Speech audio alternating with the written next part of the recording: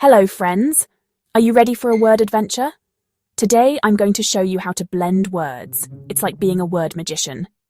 Let's start with two little sounds, b and lu. If you put them together, you get blah, just like in blue or blanket. Try saying them with me, b, la, ba. Amazing. Now let's try s and t. Put them together and you get saint, like in star or stone. Can you say saint really loud? Great job. Blends are when two letters come together and make a new sound, but you can still hear both letters. Isn't that cool?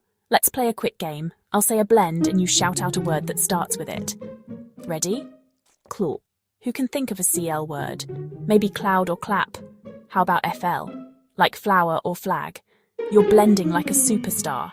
Blends can be at the start, like GR in green, or at the end, like ND in sand. Listen carefully for them in words all around you.